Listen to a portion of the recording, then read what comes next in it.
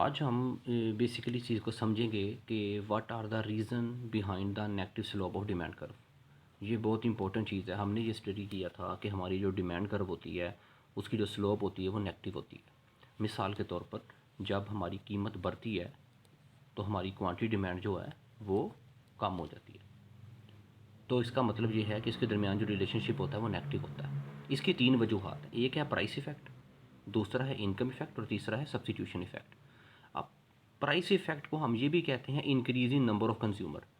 मसलन किस सेंस में कहते हैं कि याद रखें जब किसी चीज़ की कीमत में इजाफा हो जाता है तो वो लोग जो उसको ख़रीदने की सलाहियत रखते हैं, जब कीमत में इजाफा हो जाएगा तो वो लोग जो उसको ख़रीदने की सलाहियत रखते थे अब इजाफा हो जाने के बाद उसको नहीं ख़रीद पाएंगे। इसलिए कीमत के बढ़ने के साथ उसकी जो क्वांटिटी डिमांड होगी वो फॉल हो जाएगी। इसी तरह जब किसी चीज़ की कीमत कम होगी, जब किसी चीज़ की कीमत कम होगी, अभी हम प्राइस इफेक्ट को देख रहे हैं। जब किसी चीज़ की कीमत कम हो जाएगी तो वो लोग जो उसकी ज़्यादा कीमत पर ख़रीदने की सलाहियत नहीं रखते थे, वो लोग जो ज़्यादा कीमत पर ख़रीदने की सलाहियत नहीं रखते थे, जब कीमत में कमी वाक़या होगी, जब कीमत में कमी वाक़या होगी तो अब वो लोग इसको ख़रीदने की सलाहियत रखते होंगे। इसलिए वो इसकी डिमांड को, क्वांटिटी डिमांड को बढ़ा देंगे।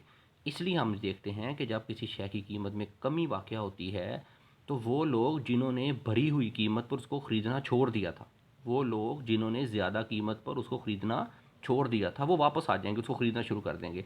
इसलिए जब प्राइस कम होती है तो क्वांटिटी डिमांड में इजाफा हो जाता है, और जब प्राइस में कमी वाक़या होती है तो क्वांटिटी डिमांड में इजाफा हो जाता है, और जब प्राइस में इजाफा होता है तो क्वांटिटी डिमांड में कमी वाक़या हो जाती है। दूसरा इफेक्ट आ गया जी इनकम इफेक्ट। बड़े ध्यान से देखें। इनकम इफेक्ट होता है बेसिकली, इसको हम आम लफ्ज़ में ये समझें कि इसको रियल इनकम इफेक्ट भी कहते हैं। इसको इस ये देखें, होता ये है कि जब भी किसी चीज़ की कीमत में इजाफा होता है, जब भी किसी शय की कीमत में इजाफा होगा तो कंज्यूमर की रियल इनकम कम हो जाएगी। कंज्यूमर की रियल इनकम कम हो जाएगी। कैसे कम हो जाएगी? मिसाल के तौर पर एक शख्स के पास 1,000 रुपये है और दूध 100 रुपये की लीटर है, तो वो 10 लीटर दूध खरीदने की सलाहियत रखता है।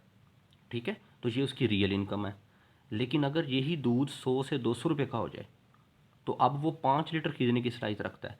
इसका मतलब है जैसे कीमत में इजाफा होता है तो रियल इनकम में कमी वाक़या होती है, यानी कि कीमत बढ़ने के बाद इंसान ज़्यादा चीज़ खरीदने की सलाहियत से महरूम हो जाता है। इसीलिए जब उसकी रियल इनकम कम हो जाती है तो वो कम खरीदने के लायक रहता है। जैसा कि 100 रुपये पर वो 10 किलो खरीद सकता था, तो 200 रुपये के ऊपर सिर्फ 5 किलो खरीद सकता है। इसलिए जब कीमत बढ़ती है तो रियल इनकम कम हो जाती है। रियल इनकम कम होने की वजह से क्वांटिटी डिमांड में कमी वाक़या हो जाती है। तीसरी बात समझें, सब्स्टिट्यूशन इफेक्ट। सब्स्टिट्यूशन इफेक्ट ये होता है, जैसे अभी मैंने आपको लास्ट वीडियो में समझाया था कि सब्स्टिट्यूट कहते हैं मुतबादल को। मुतबादल में मतलब ये होता है कि फ़र्ज़ किया हमारे पास एक गुड है ओल पर और दूसरा है हमारे पास मिल्क पैक।